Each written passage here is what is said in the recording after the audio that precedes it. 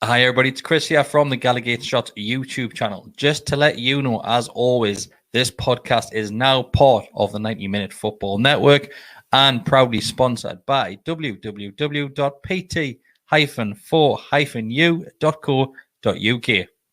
Enjoy the episode.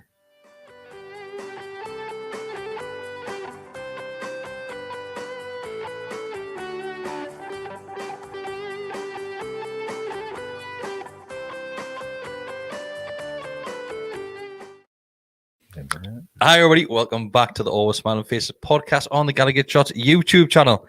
As you can see tonight, it's myself, Kris, joined by Deka and Mr. Best. 2 weeks in a row, Mr. Best. Unheard of. It is. Unheard of. How's life, mate? Great.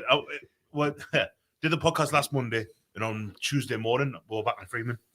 Got out yesterday, so it's kind of, the band's coming out so I can do podcasts and he's come back in. Well, you're not blaming the podcast for this situation, are you? No, I am. Can I blame the podcast? I'm blaming. Is it like when Ramsey scores? I'm going to blame Steve Bruce because apparently we'll blame him for everything else. Like so. Yeah. Deka, how are you, mate? Fantastic, honestly. Really, really good. Thank you. Really, really good. Really, really good. Yeah. Really good. My wife and kids are away, so I'm a single man. So he's not really. He's not really. Because she might look at this. Jesus, no, I don't mean that. Lisa, no, I don't. Thanks everybody who has obviously jumped in already. It's not a new intro, Daryl. This was the same intro as last week. Boys, shall we just get straight to it? So Steve Bruce is gone. I know he's did the podcast last week. It was you, Mark, and Matty. Yeah, that seems a lifetime ago. That it is. Yeah. So last week he was jumping on and done the podcast there, and so yeah, Bruce is gone. Jones is in. Mm-hmm. He's a little bit shocked that a manager still hasn't been appointed yet. Besty, I'll come to you, mate. Not really, no. I'm obviously delighted that Bruce is gone because I thought not just because I don't think he's a good manager, and I don't, but the atmosphere turned so kind of toxic around the fans and the club. Even like after the takeover, that really they just had to make that break. You know, I'm not shocked. I'm not really disappointed that manager's not coming yet. I'd rather they took the time and got it right instead of. You remember when when Allardyce got sacked, Mike Ashley went right. Keegan's in. Like straight away, yeah. The same day.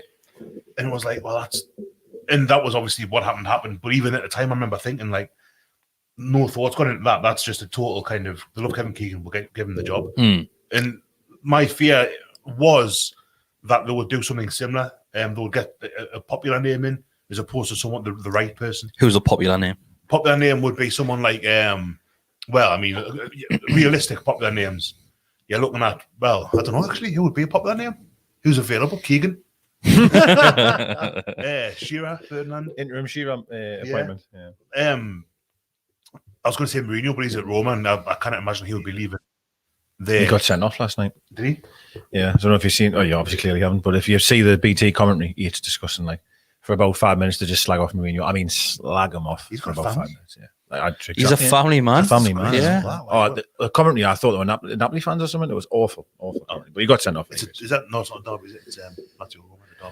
But yeah, it's not just kind of that we are taking the time to appoint the right person. We could have approached someone. And the problem in Newcastle is now, I mentioned this earlier on today. Everyone knows what Newcastle's ambition is. Everyone knows that Newcastle knows that we are going to be this super duper thing in 4 or 5 years' time. But that's what we're kind of perceived to be. That's the road we appear to be on. Yeah. So a manager coming in now, who's a firefighter who keeps it up, isn't necessarily going to be there in 5 years' time. Does it worry you a little bit every time you hear the word firefighter? You immediately think of Sam Allardyce. Well, no, because I think my dad was a fireman. So you think your dad? You want your dad to manage Newcastle United? Wouldn't be a good. I love my dad a bit. He knows his football, but I don't think he'd be a great manager. If a football club, he managed a fire station quite adeptly, but. I think it's a different. Yeah, you don't get many station officers who go on to manage Premier League teams. I can't think of more than 4 or 5. Maybe somewhere in the French league, mate. Perhaps, maybe that's what Remy Gard's been doing all this time after he left Villa. But I am who's going to want to come to Newcastle and manage for a couple of years to keep up, and then we'll go like, well, I'm in table now, mate. You can get on your bike, and we're going to appoint the next one. So it's getting the right person. It's got to be the right fit both ways. And I don't know who would. For some reason, I've got Chris Wilder just in my head. Well, that would have went for him. Would have went for him. I think that he would be. The stopgap, sorry. Firefighter. A reasonable fit. Got you, okay. But there again, he took Sheffield United down. Saudi run, Sheffield United down last season, so maybe he's not. But who knows? Deka, Yes, how do you feel about Senior Best getting the managerial role at Newcastle United? very confident. I think it would be good. Yeah, better than Steve Bruce probably. I'll be careful what I say. I might get wrong. He was on a drink with Kris later earlier on today, so he's was he? already kind of making inroads with the fans. Like, assistant manager. Yeah, no. Well, to answer the question that you said to him, I wouldn't say I'm surprised because, as I said, when the takeover happened, for all it took 5 years, it felt it did happen quickly in that time, and I just feel like even them didn't even know who they wanted. Or I'm not even sure they do now, to be honest. I mean, I know we're seeing more and more rumours that Fonseca apparently has actually agreed and it is actually done. I was seeing the night. We'll have to look as well, though, in the summer. That was agreed with Spurs as well. He never actually went ahead and took that job. Yeah. And I totally understand. And to be honest, I like how they did when they said to Graeme Jones, and obviously he came out in the press and said that I'm going to be in charge for the next 2 games. And I think that was a good move. I think it kind of, let's just say they hadn't have said that. His second full time went at Palace, it would have been right Monday morning we'll get somebody new in, and it just creates that thing. Whereas Graeme Jones coming out and saying, "I've been told it'll be the next 2 games," that kind of like everyone goes, "Okay, then right, it's going to be a few more weeks." And I agree because I don't care who will get in charge for the Chelsea game. I think we'd get beat anyway. Yeah. So why give the opportunity of your new manager to get perhaps butchered or certainly beat? Just take that one when it is. Hopefully, Graeme Jones can get something out of it, and then your new guy comes. What game is after Spurs? After Chelsea? Brighton, isn't it? Brighton, which they've rinsed through every time I've played them. And then it's the international break. That's why the 2-game thing. I thought, well, could it be 3? International break. You've got a fortnight. Yeah. Well, not a fortnight to make a decision, but then you've got 2 weeks without a game where a new manager can come in and do the new manager bit. Yeah. Ideally, though, you're probably looking at pre-Brighton game to bring a manager in, aren't you? I mean, ideally, it's happened now. Last week, The Telegraph was kind of saying that it was 3 games, didn't it? I know Luke Edwards then came on the back and said that's worded incorrectly, but the noises that we're hearing, it might be 3 games, which, But having said that, I mean... This is something which we mentioned, though, that you wouldn't be shocked if it does take you up to the next international break, like we just said, before you get a manager in place. It's only a couple of weeks. It's a strange... It still makes the whole thing of not sacking Bruce the first time round, like, immediately, even stranger for me, like... You're now just firefighting. I'm using that phrase a lot, but you're now just putting Jones there for the next 3 games. You could have just sacked Bruce the minute you come in, and getting to manage 4 games then, or whatever. Do you know what I mean? When they sacked Bruce, I thought, oh, now they must have the guy then, because they didn't sack him the week before, and I just feel as if now they've seen the reaction in person of how bad the atmosphere turned. They probably saw that at the Spurs game. Yeah, obviously. Thought, shit, we've seen it live. We know what it is. Let's get rid of it. Obviously, the rumours going around prior to the Spurs game after the takeover was that they didn't want Steve Bruce spoiling the party, technically. And it was clear as day that atmosphere was buzzing then, later on, than the Bruce out chance, which we've been slated for as a fan base. So we'll go straight onto that. Over the last week, Besty, apparently Newcastle United are the most abusive fans in the world. Yeah, I don't recall us throwing cabbages at the bloke. Coins. Or coins. Well, certainly, I know the cabbages was what Villa fans did. I don't know. Sunderland coins. Sunderland was coins. Apparently, there was somebody posted a article a couple of days ago from an interview Steve Bruce gave after he left Sunderland. Said it was that bad. He was getting coins thrown at him, and he was having to get police escort. If Steve Bruce is saying that, then I'm taking that with it. If he tells us it's raining outside, I'm going to have a look. That's a good point, actually. I'm opening the blinds. To be honest with you, because I don't... The stuff he's come out with in this art, it was with Luke, wasn't it? The art interview immediately. Well, obviously it was before he'd been sacked because of the speed with which it came out. Yeah. It's insulting. It's absolutely... It's disgusting, some of the stuff that's... I've not read it, so some of the stuff that's been reported, I'm not saying that he's discussing because I don't know, I've not read it, but the stuff that's been quoted back about... and you can't help but laugh when someone goes, what you call it as a cabbage heat? What was it? School ground stuff. What was the word? Incompetent? No, wasn't it? Tactically inept cabbage head. Come on, if you're getting... I know it's name calling, right? I know it's name calling, but it's playground stuff, that. And if you're getting offended by that as a manager of a football club, then after 1,000 games, if that's the worst you can tarnish Newcastle fans with, it's something that I'm not on board. I'm not, and it's something I've tried to avoid doing for the last few years, and certainly on Twitter, where I'll try not to call. If I don't like what somebody's doing, that, as I did with Steve Bruce, I'll try not to kind of make a personal thing. Yes, it's just not nice. It's not the right way to do it, as far as I'm concerned. So great. Then we have seen that abuse that he's been getting, and people have targeted his son on Twitter by the same token, his sons behaved terribly as well on Twitter. I agree. So certainly they're painting themselves as being victims of this dreadful abuse from Newcastle fans, when a lot of any perceived abuse has been brought on them by their own actions, as far as I'm concerned, at least. Not saying it's right to call him a fat waste of space or a cabbage head. It's hilarious to read that as a kind of mitigating. But at the same time, it's quite sad because listen to how George talked about him last week, and so you read, it's like there's it sounds as if there's a good bloke in there, and previously that he's been all right, and I don't know if it's because it's the Newcastle job and did he care a bit too much or whatever, like, or did he just get to him? But I've said on here a couple of weeks ago, I think it was, that I've maintained this as still my position, that I like him a lot less now than I did as a man before he took the job. And like I say, this interview, the narrative that was coming out last week about Newcastle fans have hounded him out, and he's a great man, he's a family man, he's managed 1,000 games, so he must be great. Mick McCarthy got sacked this week, he's managed more than 1,000 games. I didn't see the outpour of the poor Mick and the tears and all that about him, and he's probably had a fairly similar career. You know what it is? Probably has. As a footballer as well, he played the World Cup for Ireland. He's not as good a footballer, but manager, I mean, Sunderland, there's a direct one straight away there. Cardiff now is Wolves for a good while. So he's had a pretty similar managerial career, and I haven't seen, maybe it's because we're not in the eye of that storm, but I've not seen anything like the kind of hand-wringing that we've seen over Steve Bruce. I think a lot of it's because he's in Premier League, and to be fair, it's probably because it's at us. For some reason, we just seem to be at the, like, I'm not saying poor old us, but like we do seem to be at the heart of a lot of stories and that, and a lot of crap going on, and like it's just annoying. I always get his name wrong, right? But that reporter for Sky, he used to be on Sky Sports. Is it Balaguer? That could be right. The Spanish fellow. Yeah, we'll say that again. Oh, he was on for one. There you go. Yeah, him. was he for one? Yes. Yeah. So Koeman for Barcelona, obviously, but just getting his car attacked and that when he was leaving Barcelona. They got beat, obviously, of Real Madrid. Yeah. Surrounding card in the surrounding card. They're trying to drag him out of his car. Giving him at large. Like, Real did that with Bale as well. I remember. That's right. Yeah. So he commented on that video saying it's absolutely disgraceful about the respect for managers, the elite managers. He said, and then he says, "I also spare a moment like this for Steve Bruce." He actually, in the same token, commented, and I was like, what? Like, it's not comparable at all. Of course, it's not. What no one. And I said this on Twitter before that. Like, we never stopped him from going to the training ground. We never stopped him coming out the stadium. He didn't get any abuse going into the ground.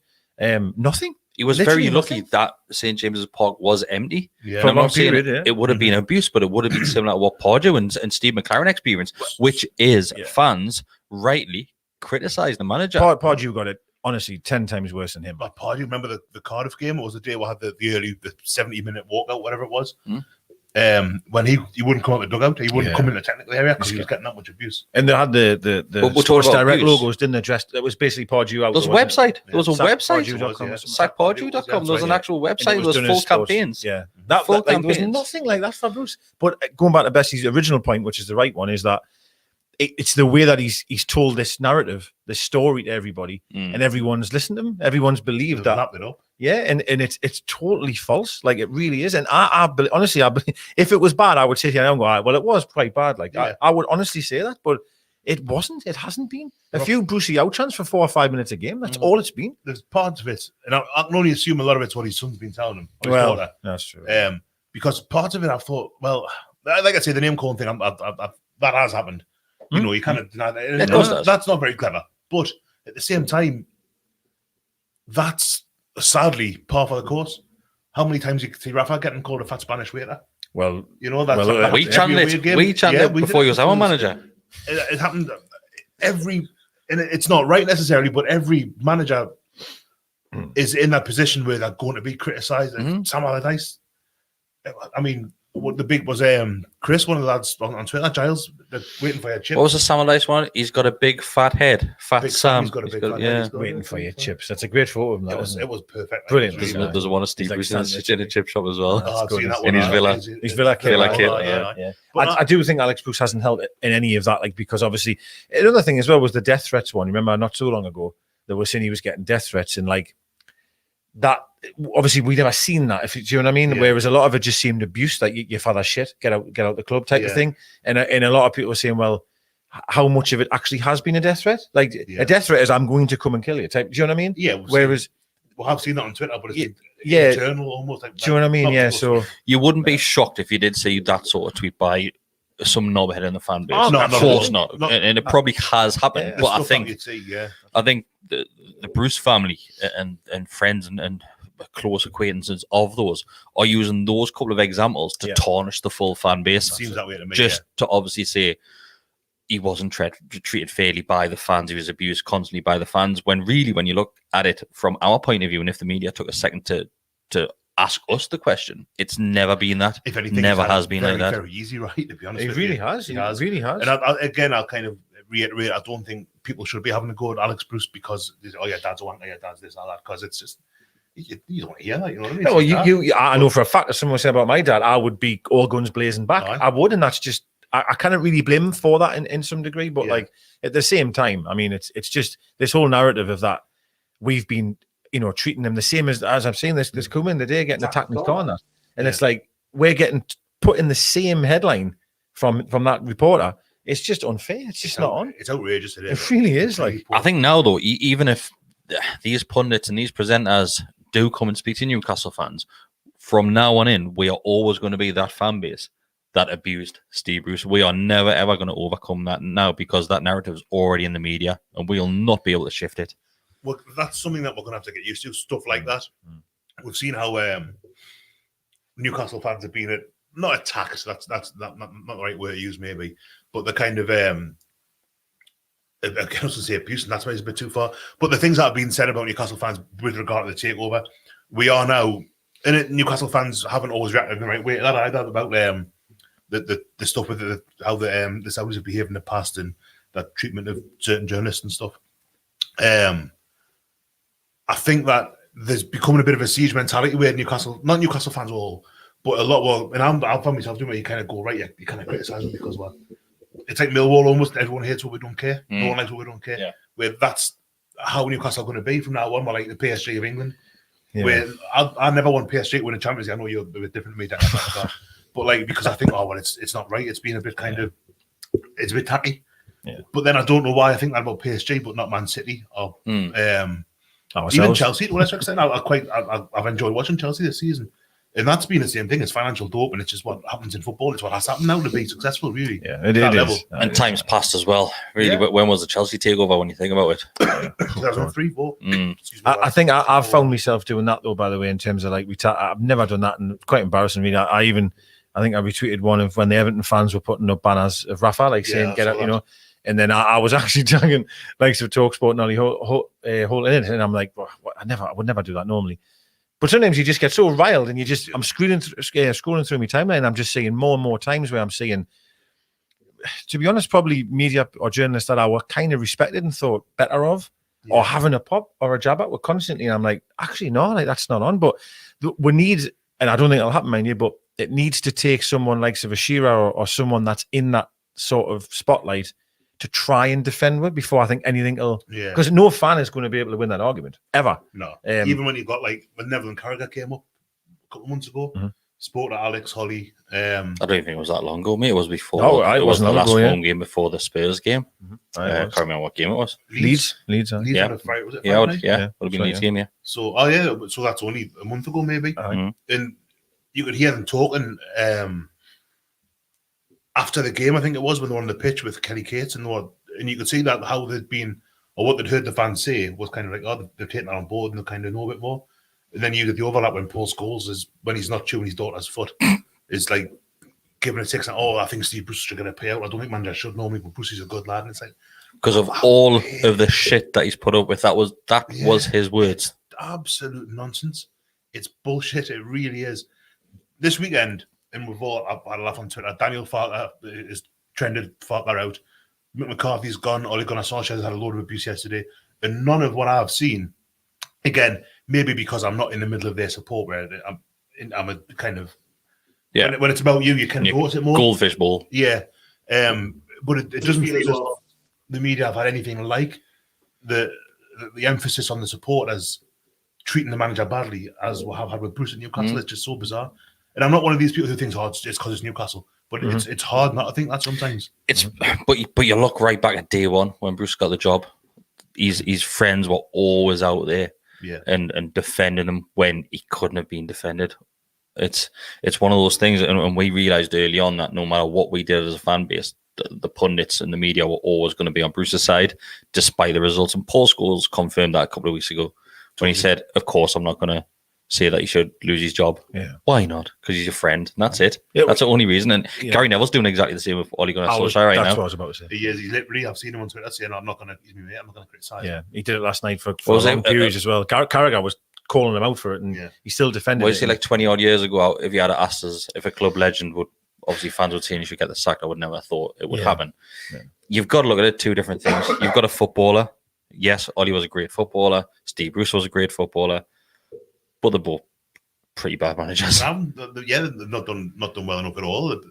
I'd say the two of them, well, now just Solskjaer, and I take great pleasure in saying this because I can't stand him, is the most out of his depth manager in the league at the minute. No, Solskjaer.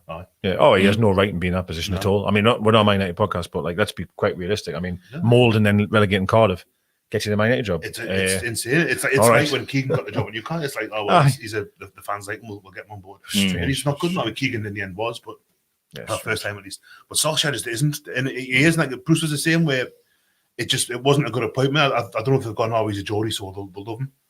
Because we've had the Cockney Mafia out, banners and the Geordie Nation thing. I don't know what was prattling about 30 years ago, and it's not what we want. It's just another narrative thrown at Newcastle fans, isn't it? Newcastle fans hate Cockneys. It was never the case. Some of the club legends are Cockneys. Most of them are probably Cockneys. That's why Rob Lee and Les Ferdinand aren't welcome in Newcastle, and countless crazy. Going back. Yeah, it's well, then if we've hounded Bruce out, who is a Geordie, then where's the narrative go then? Like, exactly. Yeah. So we don't like Cockneys, we don't like our own now either then. So what do we like? Just Spanish people? I saw one manager, one journalist on Twitter had someone, you know, when people who go back over like years old tweets and bring this, is this you? Was one of them who had a go with a pounding Bruce out, who about 3 years ago had said Newcastle fans will just anything Benitez does, Newcastle fans will applaud him for. And say, well, words to that effect. Yeah. It's like, well, what's the middle ground? Yeah. Well, you can't be criticised both ways, surely. Yeah. Well, we can be. And I think we'll have to, if you look at it from our point of view, Bruce hasn't helped himself in any single press conference which he's done. He's always had his back up. Yeah. There's always been an excuse. And he's had to go at fans from day one. Yep. He really has. He's never really spoke this club up, but he's never really put this club on a pedestal that we believe that it should be on. He's always said that taking along is a perfect example. Exactly. Perfect example. And just to turn it around, Bruce said that I'm one of those. I'm a Newcastle fan. But then you look at the likes of the press conference which we had from Graeme Jones. It's a completely different point of view coming from somebody who does support this football club. He was on the terraces with his dad at a young age. And Graeme Jones, Deka, how he came across in those first couple of interviews was absolutely mind-blowing. Oh, superb. I mean, the one the one was on the Fans TV, wasn't it? Which obviously then was the club used quite a lot, didn't it? Obviously, that must have been recorded on the Thursday, but it didn't release until the Friday because he mentioned that we've got training tomorrow, which obviously wouldn't be the case because we were playing. Yeah. But the way he came across there was amazing. On it, like, so good. And you know, when I was listening to him talk, I could then understand why he was part of the England setup because with Southgate in terms of the way he articulates himself, I kind of felt like comparisons in that. But I mentioned on Twitter, I did say that some of the things he said, a lot of people, maybe not Newcastle fans, but certainly other people, oh yeah, we're gone.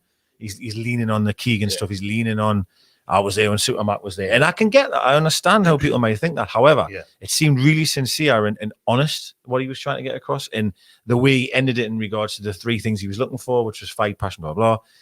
It's what you want to hear. Now, the other thing which I've quite liked, and he hasn't directly said them, but he's using them, I think, as a jab, is like everyone will know their responsibilities. Every player, no matter when they're called upon, will know what tactically they need to do. I've seen one leak tonight where there's a 5-day training program being put in place. I just feel these are all little sort of jabs of like, maybe them weren't going on before, but I'm trying my best now to do that, which I think is really good. Yeah, it feels like he's trying to make a comparison. He's trying to I feel like, this isn't me. I wasn't. He was involved, obviously, but that wasn't how I. Yeah. And he was I thought he spoke very well. Yeah, he even started off by saying, like initial kind of feeling sadness because I like working with Steve and all that. Like, and it might just all be PR stuff, but he spoke really well. I thought. I noticed as well he kept on calling Dan King, I'm saying. Yeah, He said, Dan, I'll tell you what it is, Dan. It's a lovely afternoon. And I think Yeah. even that's just nice. Yeah. Well, do you know why he got to do that? Because he was letting him finish his question. That's right as well. Yeah, well, that helps. Like that helps. It just comes across so much better by letting a journalist. It instantly seems ignorant, doesn't it? And very like petulant. And when Bruce was doing it constantly, no matter if the question was a good one or not, even some of the questions were nice ones to him, and he'd still interrupt them. I think it just feels like it's arrogance. Very much so. Me, Yeah, like, It was that backup stance. That's what it was. Yeah. That he was going to get the first word in Yeah. and stop the question because the question could have been a bad one. That's what it was. It is When he was awful. doing his best Kevin the Teenager act, when like Lee right off in the Chronicle, he's like, God, them were funny. Like Undertaker rolling his eyes back on it. It was a funny, like, horrendous though. oh, Absolutely it's horrendous. awful. And it's a funny one because, like, again, he's on about like being showing respect and stuff like that. Like, that's horrendous. That like to do that when someone's about to ask you a question, hasn't even spoke yet, and you just, oh my God, that in itself's awful. Really, do you know what I mean? Of course it is.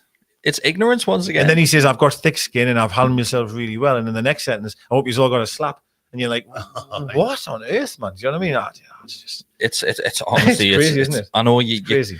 Do you know what it is? Like once again, as fans, we saw it happening and we understand exactly what happened. But once again, the media probably hate Lee Ryder. They probably think Lee Ryder's took a shit in Bruce's bed or something. Craig Hope as well, probably. Yeah, and Craig Hope and Craig Hope, every single interview which he's done, he's got it right in regards to things that have been happening on training ground. Obviously, you can't release those stories. Yeah. And he's got bored from St. James's Park for putting out a truthful statement and a truthful article. And because Bruce wasn't happy that it leaked out, Craig Hope was, well, you're not coming in to do anymore. Yeah, that's what's stupid. Like, don't get us wrong, I would be upset and angry that it's been released. Like, of course I would be. I wouldn't be sitting there going, that's amazing. You've just got to take it on the chin, though, and explain it. On the chin and kind of like, don't just ban him. That's pure throwing your toys. Just make it look worse. Yeah, of course it does. Yeah, but then that happened. It's happened to the managers in the past. I mean, Lascelles had to go with a Diarmi. I remember in the championship, or maybe the first season back. In the interview, I think it was Rafa at the top, and he just goes, "Yeah, it happens on training all the time." Of course it is. We know that. Yeah, and it will happen. It absolutely will happen as well.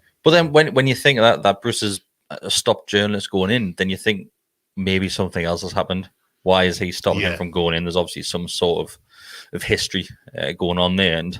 But if we move on, obviously we had the Palace game there on Saturday, 3:00 kickoff, and there was a couple of changes. Joe Linton was out, Fraser came in, and Willock was dropped, and we went 5 at the back. So Emil Kraft came in at right back, right wing back, God knows what it was. It was right centre, right of the three. Right of the centre. When you saw 5 at the back, what are you thinking? Maybe Jones had a lot more input in this starting 11. It's weird previously. Because you think of like managers when they take over a job and they'll make a couple of statement decisions. Think of Graham Taylor when he got the England job. One for like a reference for all the kids. When like he binned off Beardsley, John Barnes, I think got injured, but the Euro 92 squad wasn't nearly what it could have been because he was saying, right, this is my team now and here's what I'm going to do with it. And I think, is that what he said? Is that what Joe Linton, the decision was, or is it just because Joe Linton hasn't been playing very well? I mean, the Tottenham game, I was sitting with my mate, Kieran, who was in the assistant at Gallowgate. We came out and he goes, he was man of match for me. And I was like, I thought he was like rubbish for the most part. He just didn't control the ball or whatever.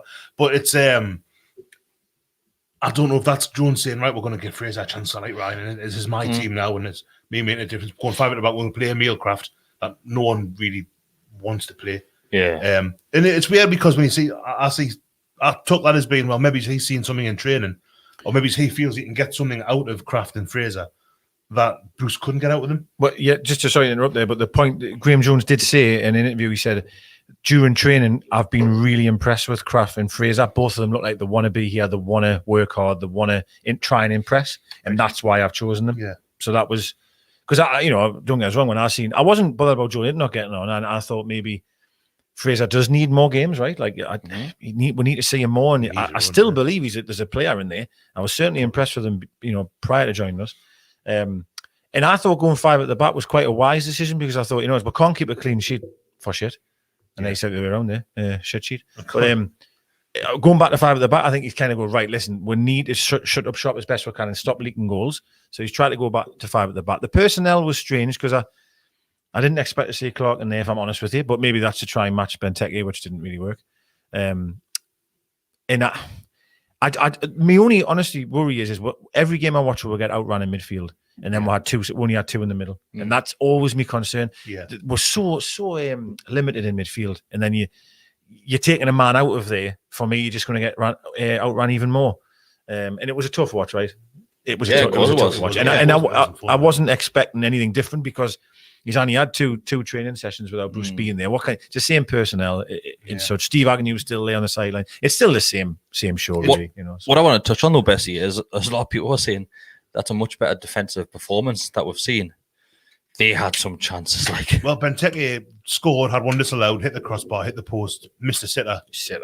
But then, I mean, that's 4 or 5 chances off the top of my head there. But then I can't remember Darlow making a save. All I remember him doing is hit the woodwork. Well, yeah. All I remember him doing really is knocking out Kieran Clark about 30 yards from goal. Yes, yeah. That's a good. What you've said there, though. I have to be honest. A lot of times we've lost games, and I honestly can't remember our goalkeeper making a save. Right. When Thingy was in, what's his name? Woodman was it?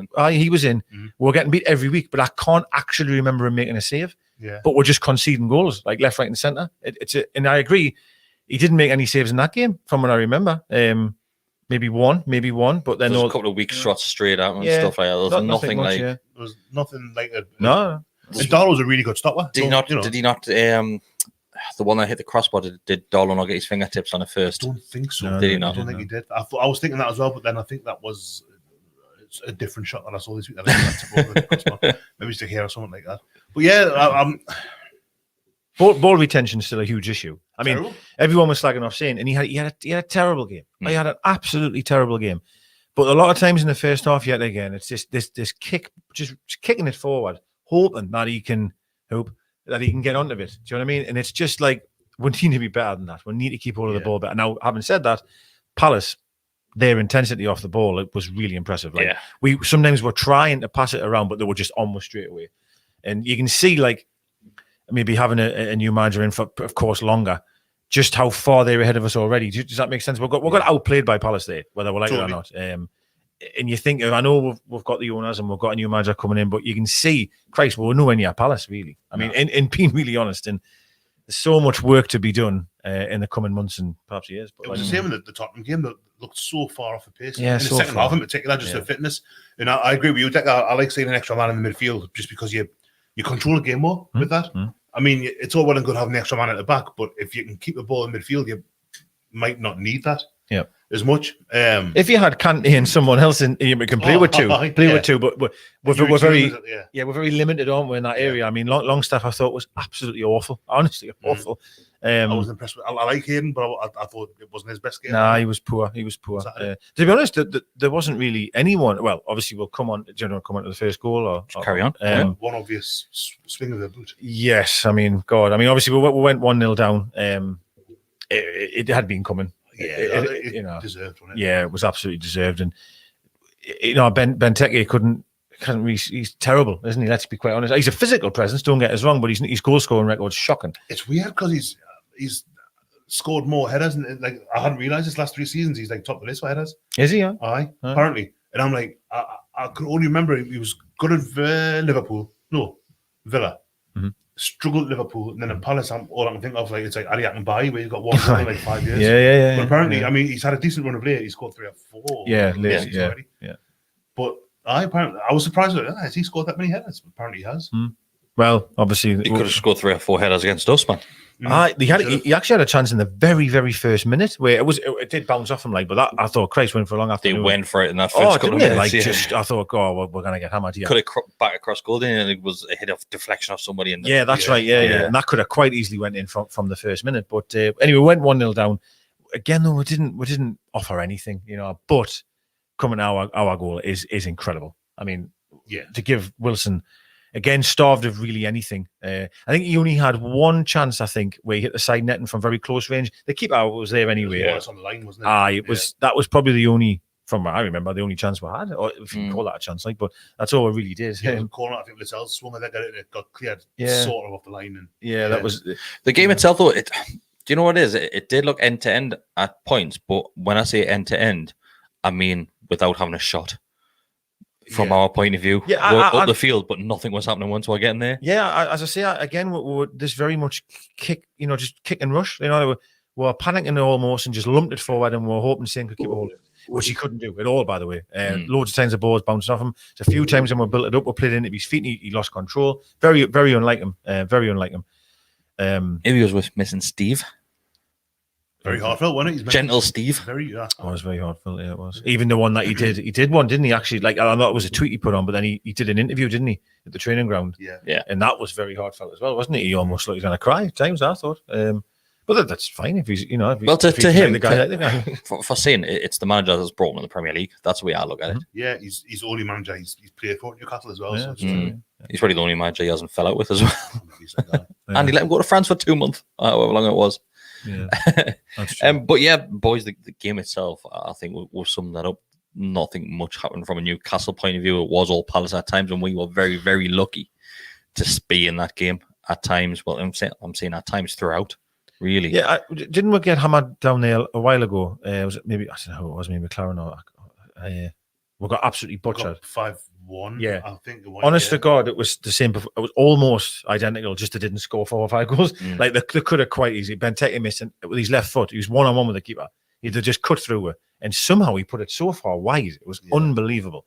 But they should have been out of sight. And to be fair to Palace, that's been the story of their season, right? They've probably been the better side in every game they've played, but they cannot win.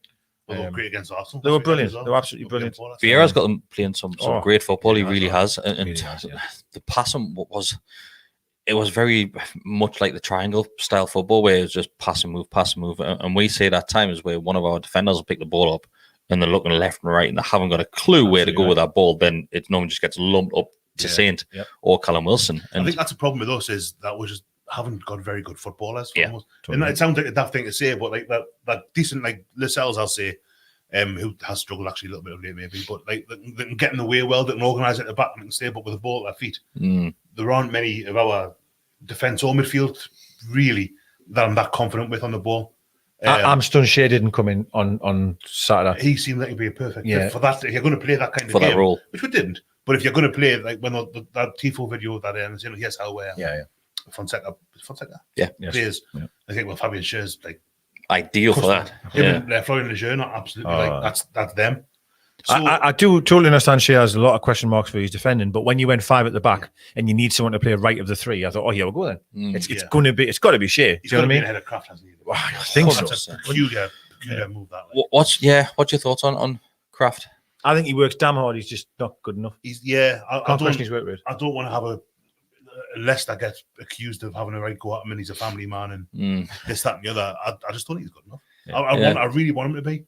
I'd love him to kind of turn up one day and just hang on a second. I'm like Franz Beckenbauer, actually. I just he couldn't find Benteke all day. Like, no. It's little and large, right? I mean, he's got no chance against him, really. And the effort's there from him. I cannot deny that. He works really hard, but it's just, he's just not good enough, I don't think. And again, I still believe Shea should have been on. I really do. But having said that, I mean, I'm not watching them train, right? I mean, Shea might not be, maybe sitting with a cigar in the corner, doesn't give a shit. But if we look over to the other side and look at like some Matt Ritchie, is it time we need to focus on this sort of area on the field as well? I'm thinking we need to replace you. Definitely. 100%. I like Ritchie. He was a massive family man part of the championship season as well. And even when we came back up, that first season back up, like he got the winner against Man U with Mr. James's. I don't know how many assists he got, but he put a good ball in, but it's like he was only ever for me a stopgap at left wing back. But now he's in his 3rd season there. Pretty more? There's not more now. Maybe I think Rafa might have played in there a while as well. And we've got Dummett, who's more defensively than going forward, but Jamal Lewis must be like he must be scratching his head at the minute, like, or he's just like in training, he's completely lost his touch and he's just like kind of control the ball, kind of stuff. Because that's maybe a bit harsh on Ritchie, but I think Ritchie's had his time now. To be diplomatic, I think he's been a great servant. 5 seasons now. He's in his 5th season now, maybe. Yeah, and he has been a good servant, but he's. It's infuriating when you can't beat the first man on a corner. This is the point I wanted to mention about Ritchie is, we all know that he's passionate and he's barking orders. You know you're going to get 100% out of him. What seems to have, it is, and even switching off at the back post, right? I can kind of forgive him because it's not his position, right? So I can even take that on the chin and go, right, fair enough, he shouldn't even be there anyway. However, he can't even put a cross in now. Like from a corner, from a even when he has the ball in open play, it's the first man every time, or it's to the goalkeeper.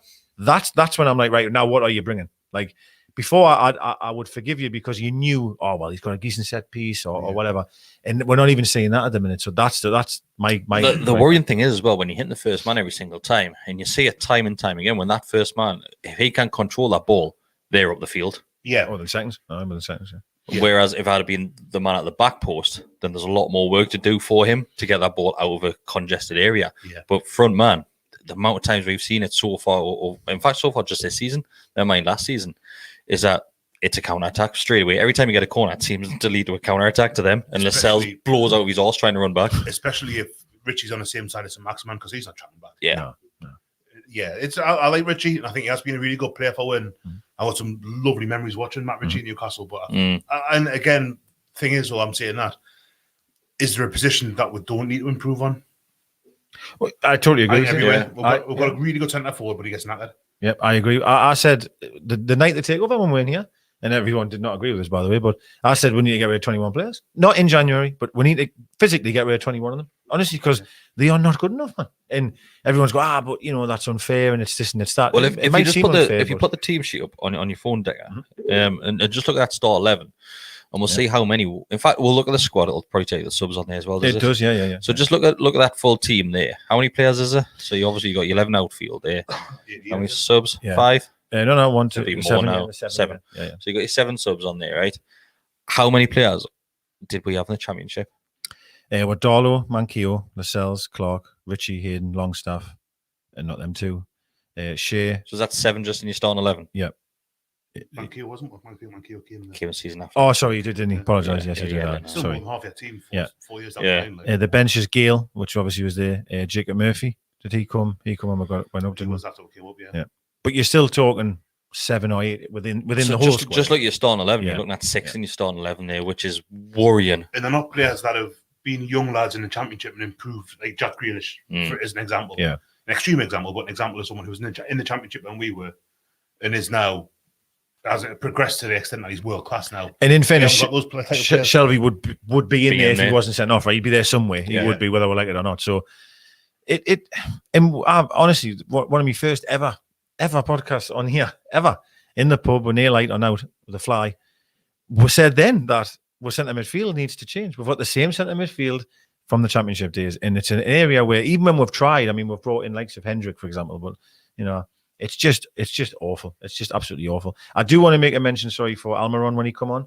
I thought I was really impressed with him in terms of his energy. At least he gave what energy. I was honestly thought he missing the last. Well, he obviously missed last week. Obviously didn't start.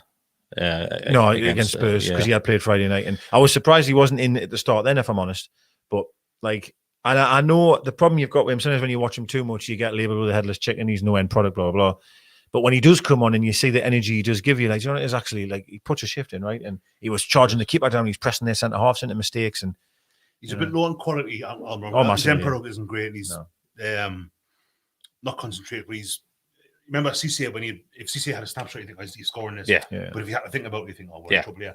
Almiron's got his composure. That's what I'm trying to do. Do you think Almiron's the sort of player where, so we're going in January, do you think Almiron's the player that you keep alongside the likes of Satan, Callum Wilson, think, right, we'll start to build a team around you three? I'm not too sure I'd build a team around Almiron, but he certainly wouldn't be the first name I'd have on There's bigger concerns, Yeah, he's this might be a great role for him, coming off the bench when the defences are tired. Yeah. And he's full of beans, he's quick.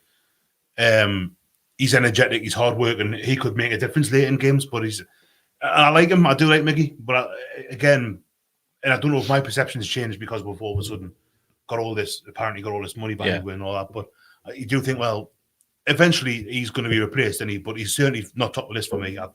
I think he's a good enough player. He's a better player in a different position, but he's a better player than Kraft or probably the first team, really. It'd be quick. It'd be quicker to name who he's not better than to Maximan, Wilson, Dubravka. I think they'll be the three that I would say. Right, that's who you build a team around. And then the rest of them are kind of they're okay. They're a Premier League team that they should be better should be higher in the league than they are. Not much further, though. I don't believe not much further.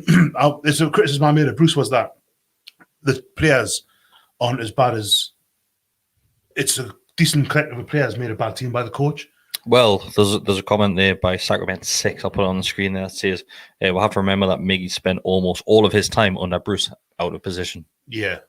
Mm-hmm. As a lot of players did, in fairness. But I think, do you know, like when you go back when we finished 10th, or sorry, the 12th or whatever, right? That was 3-4 years ago, right? And like them players, whether we like it or not, right? I find with most players and most teams, if you don't freshen it up, it'll get worse. Because you never stand still in football. You've got to keep them on the toes. Yeah, you go backwards, right? And I just feel like, I honestly, truly feel that we got the best out of Longstaff at that particular little purple patch he had. We got the best out of Clark Championship, and then maybe the season after. And now the sell-by date is here. We are at the sell-by date for a lot of them players. And to touch on the Miggy thing, I'm going to throw a team out there which will be wrong, but let's say when Wolves finished 7th or 8th, or they get Europa League, didn't they? They did, didn't they? Yeah. So let's say that is not Wolves now, but Wolves at that time is what we're hoping to be maybe in the next year or two. Because it's all about progression and stages, right? Yeah. I definitely feel Miggy can be part of that stage. I really do in terms of that stage. However, then, and don't shoot us for saying this, but in say 3, 4, 5 years' time, then the next move is can we get in the top 5? Say if that's what the goal is, then I think Miggy is then struggling. I then feel it might be time to. Do you know what I mean? Yeah. But certainly for the future, this immediate future, no shadow of a doubt, he can be part of that. It's almost like different phases. Of course, it is. The team we've got now, the team we're going to have next season if we stay up, which isn't a guarantee. And then you go, right, we'll move forward. And it's kind of the point I made about the manager earlier on, where you go forward in phases, as you say, and you go, right, in 5 years' time. And I think you're right, Miggy. Wolves are 6th or 7th now. They've had a really good run of late. I'm not saying he would get in their team, but I could see him playing for a team that had, like Perez is at Leicester. Yeah. Maybe he's not the first team, but he's in the squad and he's getting his game. But you're right, you're not going to win the league with Miggy in there. No. You know, that's pie in the sky stuff. Like, you're not going to finish the Champions League places with Miggy playing 30 games a season. I agree with you. I agree. I'd also like to say, and actually you could say this about loads of players, couldn't you? But if you got better players around him, you know what I mean?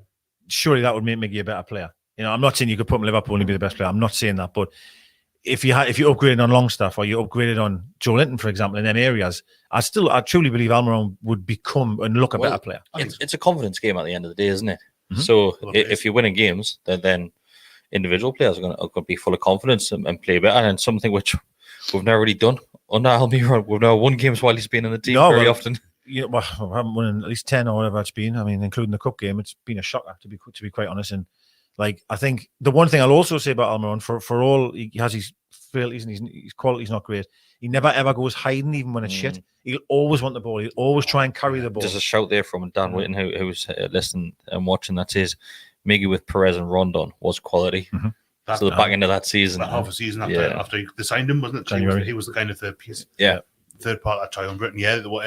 He just couldn't score, could he? Because that was the kind of this awful little job he was getting. Man, that debut, he chipped the keeper. He chipped the keeper. Yeah. That's what it's field. Did he not get wiped out in that game as well? Or was it a sent off? No, he didn't get sent off. That was why everyone was. He was in our half or something, so you couldn't get. No, I'm sure he got sent off. No, the lad just blocked him on the halfway line. Was it not Ward-Prowse or something? Was it not? No, it was Huddersfield. It happened a few times. The one I remember, the Huddersfield one, he was through on goal, he chipped the keeper and hit the post. The one I remember, he knocked it around him, and I thought it was Ward-Prowse just stepped in front of him and just bang. And Rafa was going ballistic. He didn't get sent off. I'm sure someone fouled him on his debut and got sent off. Somebody though. Or maybe on his debut, maybe. Someone. Somebody that's watching. Find out who was sent off. We've got encyclopedia Miggy's debut. Right, so we'll get on the main man, Callum Wilson. How fucked would we be if he wasn't in that team? Would be one fuck at them fucked. Would be where? One position lower. True. Would have it at most would have 4 fewer points. By the way, Tommy Smith was sent off for Huddersfield for taking out Almiron. Good show, yeah. That's what I remember, to be quite honest with you. Was that not almost like in the middle of the park area, and it was a really bad challenge? A bad challenge. Yeah, the one I'm thinking of was Southampton sticking to my mind. There wasn't another one over the left hand side of the field. He just stepped in front of him, and he just steps right in front of him. There wasn't that. But Wilson, Deka. Do you know when you think of signings, right? I keep saying this, I repeat myself all the time on this one, but fans like myself, we'll sit and go, we should go for him. And Ashley never does. Yeah. And then it kind of proves now that just buy a bit of quality and you know it's going to work. You know, him spending 20 million on him, the issue you've got is his injuries, right? He's not going to give you 30 games a season, maybe 20 at the most. but you know what you're getting when you sign him, goals. And again, I mean, that goal on Saturday is ridiculous. I mean, we didn't sign him. We didn't sign him. Yeah, we didn't sign him. He's going overhead kicks, like, you know what I mean. That wasn't what I thought he had in his locker. That was totally like instinctive. He's seen it and gone, right. He's done the maths. His head gone out. Places it as well. It's just perfect, superb. Yeah. And I was the keeper does one of those half-horse dives as well, doesn't he? He tries, but he's got no chance on his that. arms on full. It's like, you can't get it. It's just too good. It's too well positioned. He catches it lovely. And when I saw it, it's one of those ones that gets better every time you watch it. Like I was talking to Taylor I don't want to say on a different podcast earlier today. You can say pot on the time. I didn't want to say it. I fuck him. He didn't. He wrote Gallowgateshots in his tweet. He didn't even tag the account. The little bell. But I was talking. You're never going on there again, Best. That's it now, like a golden handcuff steal, Gallowgateshots. But I like it. I likened it to Nolan's against Sunderland because in my memory that's how it was. It was like but Nolan's like he fell backwards in his leg. When it's like a fallen overhead kick, wasn't it? This is a proper. It's not a bicycle kick. No, it is a kick, but it's a little bit more graceful than Nolan's. It's a better. It's a great. Was that similar to the one that Danny Ings scored against us? I know that he absolutely braided it, but that was like a fallen overhead kick, wasn't it? A little bit like that. Yeah, it was better though because he absolutely twatted that. It's right in the top corner, but it's gone with his minute to go. He hasn't like shinned it like Rooney did against. Yeah, he's overrated that goal. I'm telling you now. Which goal is Wayne Rooney's against City? How absolutely shins it. Fair enough. If it's unbelievable. If he hit that way he wanted to hit that, that's not going in. It's not Gareth Bale in the Champions League final, is it? Oh Christ, no. Was that a final? Was it? Because Ronaldo did it against Juve and then Ibrahimovic's against us. Oh, for Sweden. That was outrageous. That was about 40 yards out. Yeah, that was ridiculous. He shouldn't even be trying that. Yeah. Let alone finish. There's comments in there saying not even Wayne Rooney's best goal. He's probably against us. Probably, There's probably a handful. Probably a handful against us. But yeah, back to Callum Wilson. But it's just lovely. Like the way it doesn't bounce, it comes out. It's Longstaff, isn't it? Who kind of from the corner. And how on earth do you have the presence of mind to think I know what to do here? And remember Lauren Roberts against Fulham? Yes. It kind of and that's not like that because that was just like a proper. I know what you mean. Whereas this is like. It's a fantastic goal, like it's amazing, and I think what you said in terms of like in that split second, you know, of having that thought of like I'm going to do that. Do you know what I mean? And so many times you see players try it, they'll miss the ball, or they'll just sky it or fluff it or whatever. But that was just absolutely beautiful, perfect, and we didn't deserve it. Don't get us wrong, but he deserved it for that moment of magic, if you like. It was incredible, really, really was. It wasn't like I said at the start of this. We're knackered without him, absolutely knackered, but. Totally. It just once again going into January, it's another position where you have to look at thinking we need backup. We need good backup as well for him, not just some half-horse player. You need a half decent striker to either play alongside him or to be that cover because he will get injured again. There's talk. There's just talk. Calvert-Lewin. I mean, Christ Almighty! Calvert-Lewin. Have you seen the talk about him? No, well, Conor Cody's the biggest one, and that's a centre half. Sorry, I'm changing the subject there, but Conor Cody's the one which it looks. There's all signs. Is that just coming off the back of the interview that he did the other week, and he was the only one that really representatives were there, though, weren't they? Again, the representatives were there, and like that's what they're saying. And then obviously his talk sport thing, which he was like, "Oh, it's unbelievable. They wouldn't want to play there," and all this type of stuff. But anyway, sorry to go back to the actual striker comment. I think you need to get. I don't think you can get a striker that is as good as Wilson that'll sit on the bench. At all. At this moment in time for Newcastle United, no chance, right? Tottenham have got the same problem with Kane. You kind of get someone that quality to sit and watch. However, you could probably sign a striker, and if you're willing to play two up front, they'll come, and you'll have both of them up front. And if one does get hit, well, then you'll just put that one up front. Does that make sense? But then playing two up front isn't always easy, right? Because you've got to change. You're taking someone from elsewhere. Exactly. Yes, that's not just easy to say that. But I honestly believe the way that we are at the moment to get a striker as good as Wilson, he has to be playing. So then the only way you can play is two up front then. You know what I mean? Or you get a striker that... Or you look at another position as in like a number 10 that is guaranteed to score your goals as well. Something which we've been struggling with this season, especially. I know Willard got an abundance of goals last season, but he's a completely different player this season than what he was last. You know what it is as well, though? If you think about it, it's really tough to find someone that scores goals, right? Everybody wants someone that scores goals, and they're pretty hard to come by. Like, do you know what I mean? I haven't got the name. I couldn't tell you who I would say, I sign him, put him on the bench, and when he comes on, he'll do your job. Is Demba fit? But I don't know. Retired. You know No, I mean fit. yeah, Retired. Yeah. So it's a tough one. It really is a tough one. Like yeah. I'm sitting here trying to think of names, and it is hard because really hard. Yeah. Who's going to want to leave? Like the obvious one. Well, obvious might not be the right word. Would be Danny Ings, but he's not going to leave. He's Just gone gone, for 10 minutes, so he's not going to. Or some. Yeah, I can't think of anyone else because he's about that standard. I would say. Oh, I totally agree. Yeah, totally agree. There's a comment in there and a donation from Zach. Cheers, Zach. That says Martial links play and can play left wing and as a striker. We touched on Martial last week or the week before as well, didn't we? So some people weren't happy with that. It's just mad, isn't it? You feel like, I mean, there's people on there saying I wouldn't have Mourinho and stuff like that. Yeah. You almost feel like shaking them, going, you realise who we've got now and who we've had in that. But anyway, people question Martial in terms of his heart and like would he really want to come? But it's a good comment though because he can play out wide and play up front if needed. And my Christ, the quality. Are you looking at the same sort of role as the likes of Jesse Lingard as well there? Because he can play either side as well. And I don't think he can play up top though. Can he's the issue? Yeah. Similar to Willock, I would have said. I agree. Yeah. It's really tough. Honestly, it is because any you could probably name a striker that you go, bang, he could play, great. But we're asking someone to come who isn't going to be a starter because Wilson's a starter. You could tell him that. Listen, you're going to get a fair few games, like because he'll be hurt in a minute. But still, you're not signing as a starter, and I think that's really difficult. Like. You're right. It is a really, really hard decision. That's in fact, it's not really a hard decision from us, but player point of view. Could you get someone that's a great deal older, who is prepared and accepts the fact that as I'm getting on in my life, I'll take a payday, but I can come on and do a job. That I don't know if that's like similar to Giroud his last couple of seasons at Arsenal. Yeah. Well, I'm not saying him, but you know what I'm trying to say. Who was it that came in at Man United? Sorry, apologise. It's Tottenham, and he was playing quite a bit. He was an older guy, but he had been around the block, and he was coming in for Kane. I'm sure he was old. Quite recently-ish, I'd say. I can't remember his name. I think about Soldado when I got him in with the bail money. No, it wasn't him. No, I'm sure he was. Henry going back to Arsenal would be an example. I would have. Or Henrik Larsson going to Man U years and years ago would be obviously a different standard. Yeah, there's a comment. They've got Michael London. Comment from Callum Lewis that says Josh King. Where's he these days? Bournemouth. What? I thought he just scored 4. Yeah, he got scored a couple of weekends against Everton. Yeah, hat-trick, didn't he? Yeah. Or 4, I don't know. He scored a few. But it's going to be someone like that, isn't it? I mean, that's going to be willing to come. Would you take a gamble on one of the Burnley boys, Barnes or Wood or something? Or Chris, a few shouts. There's a couple of people said Zlatan's.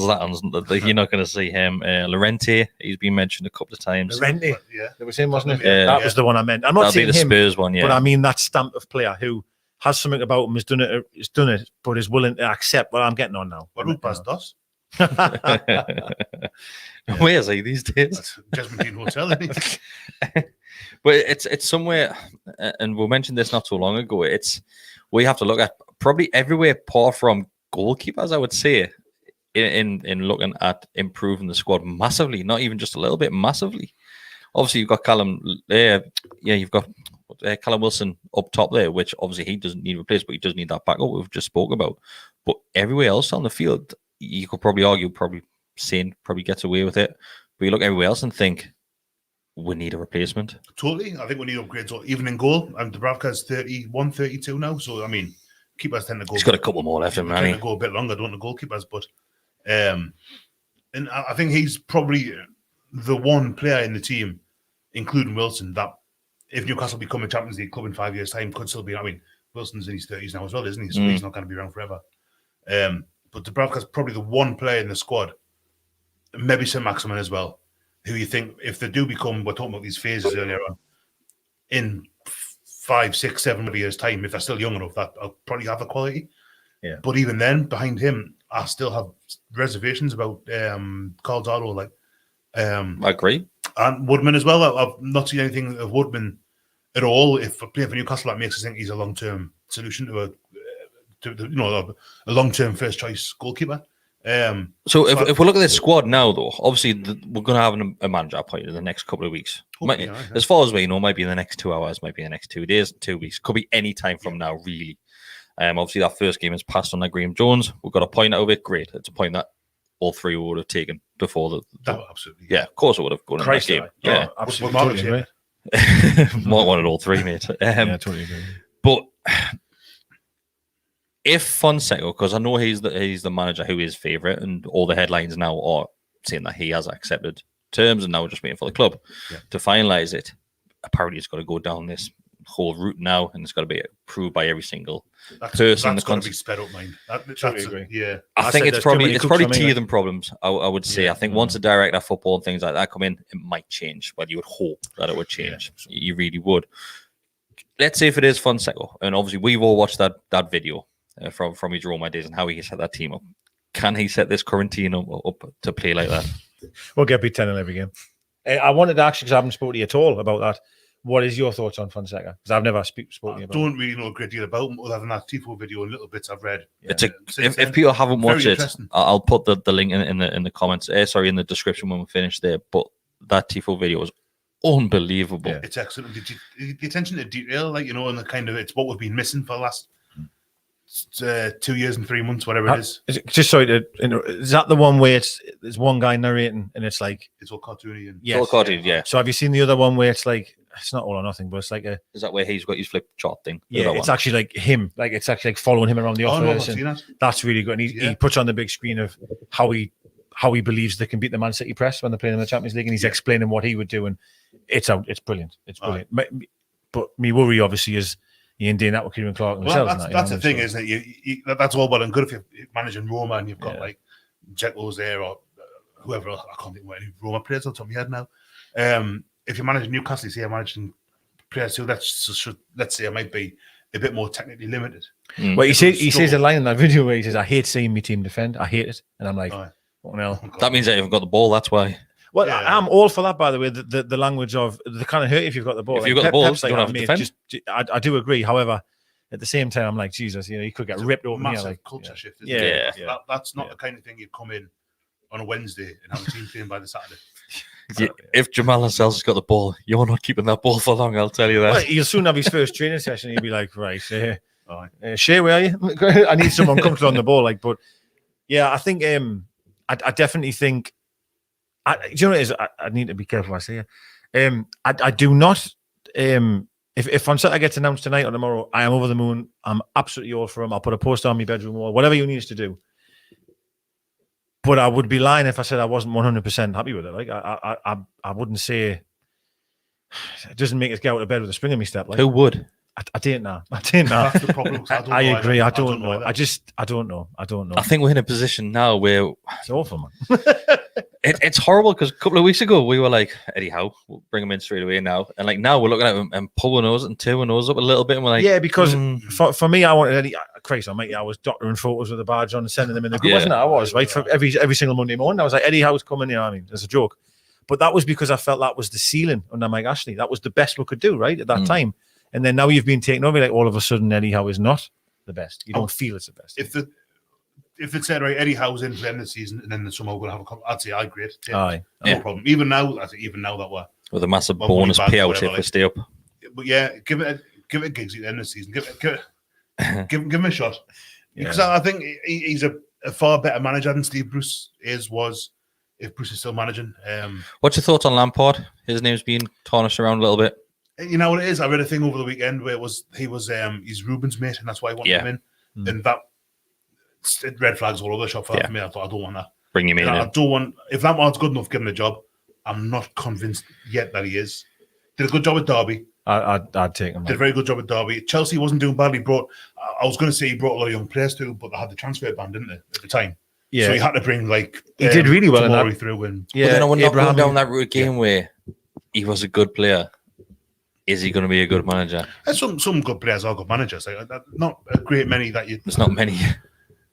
Gerrard's had a good start. Lampard had a good start as well. Steve McLaren not so good. Start. But I feel like I don't know. I feel like the fans could really get behind Lampard. Believe it or not, he's a Cockney as well, but we could.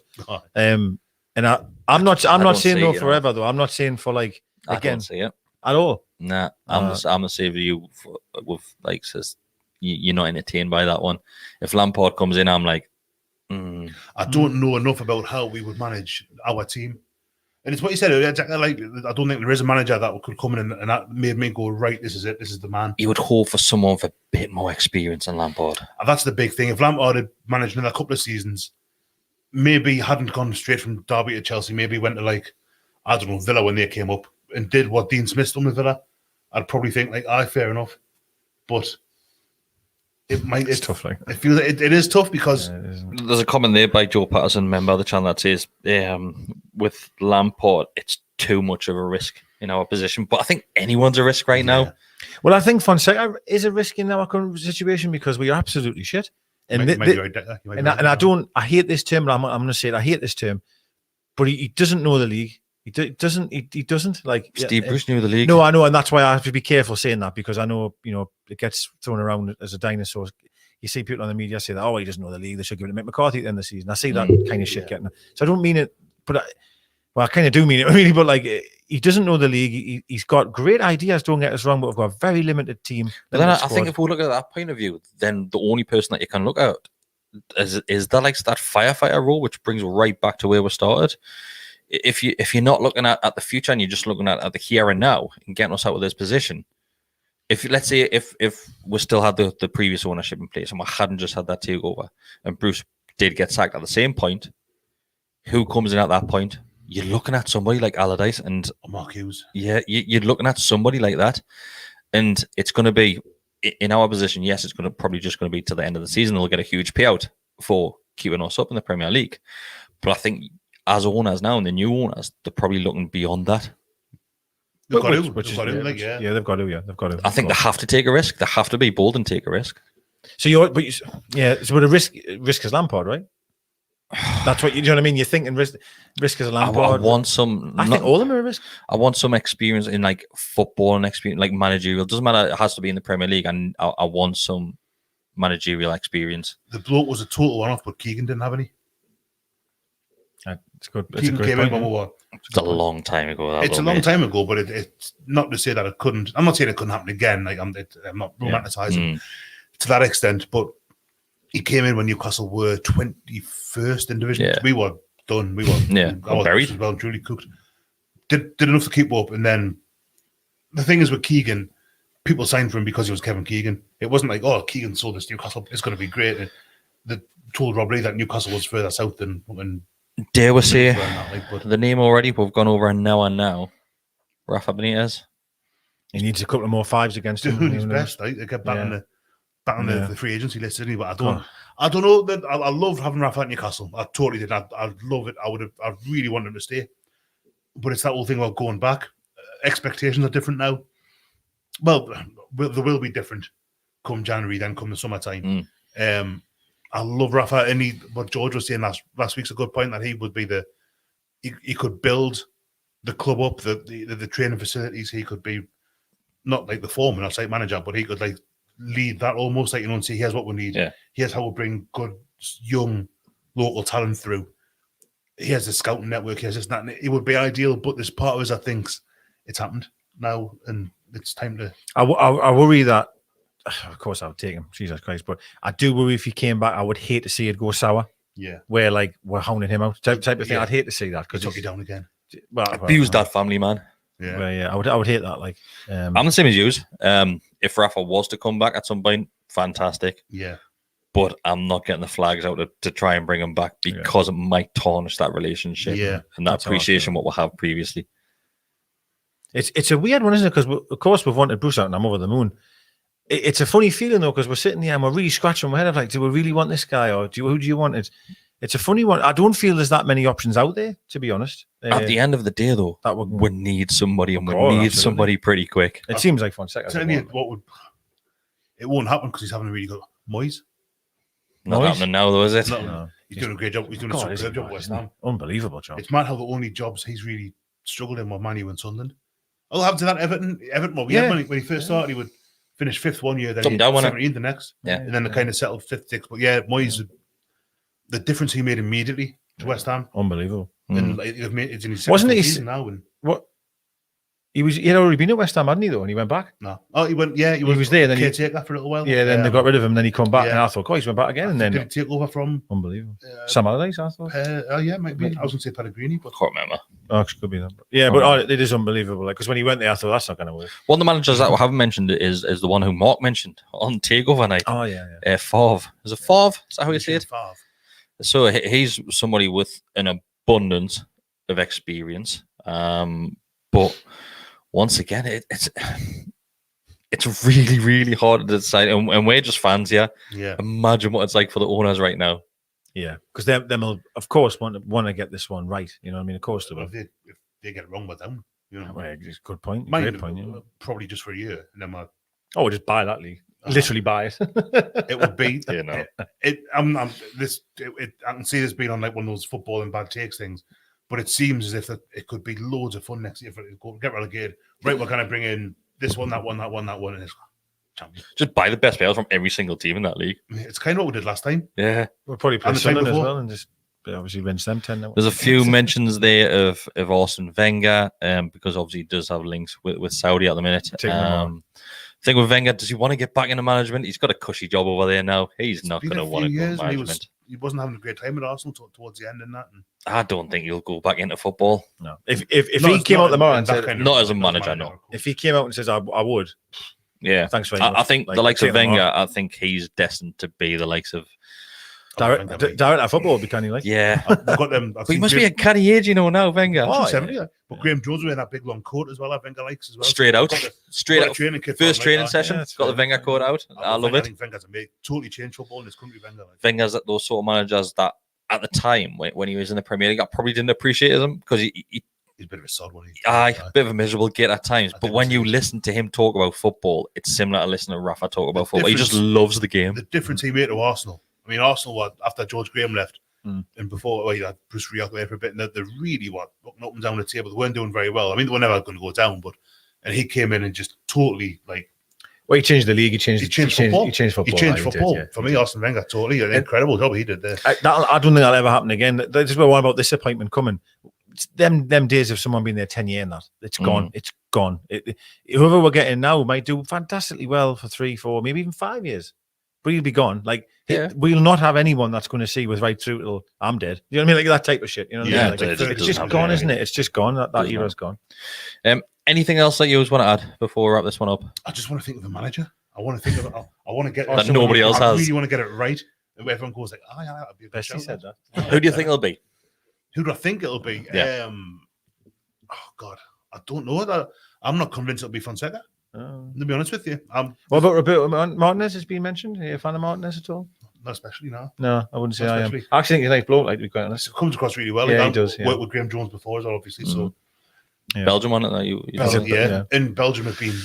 They've got the 3rd place in the World Cup. Yeah, a couple of years ago. Side, like. How they do the Euros? Can't remember, mate. Portugal beat them, maybe. Can't remember. Spain. But either way, I mean but international management's different to club management. You don't sign players. He's been blessed to be in Belgium when you've had Hazard, Sorry's, that's why I haven't spoken about that one. So Sorry's another name that's been mentioned. Smirky bloke. Yeah. Chelsea. Yeah. Where is he now? He went to Juve, didn't he? Didn't do so well. No, he didn't. Is he not still there? No, he's not. That's right, what was the Arsenal manager as well called? Oh yes, Emery.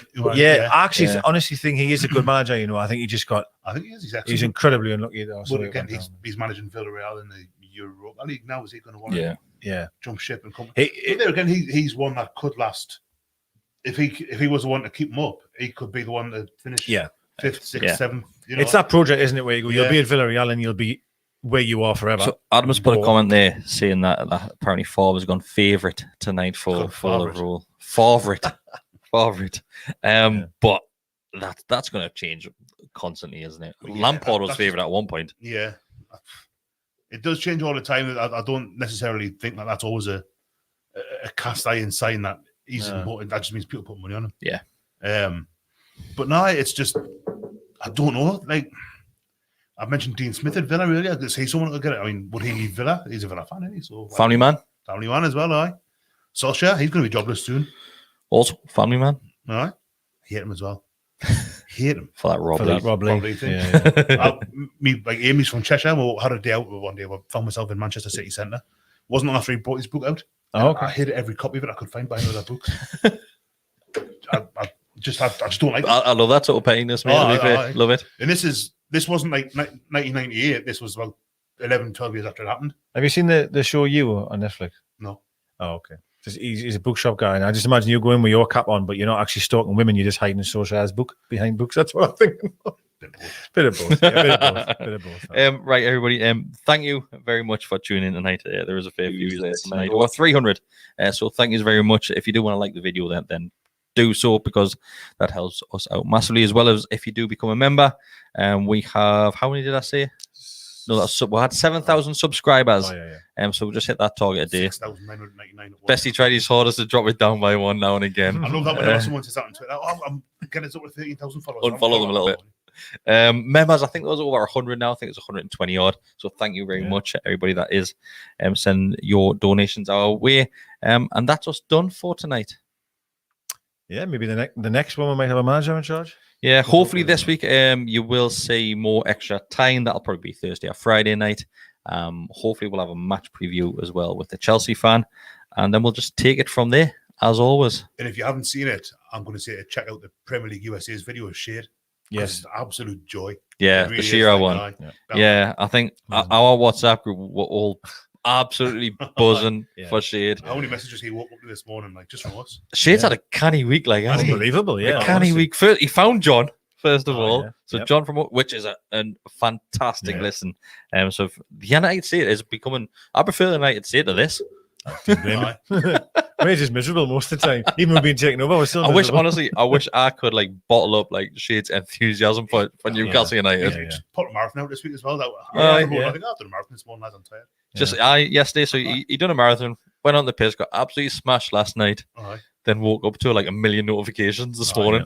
Even the club tweeted, didn't they, I know. the day as well, which was really good. The club have been great, mine, since I got rid of Ashley. Oh, Yeah. it's just different level, isn't it? Totally, aye. Different level. It's great to see. Great to see.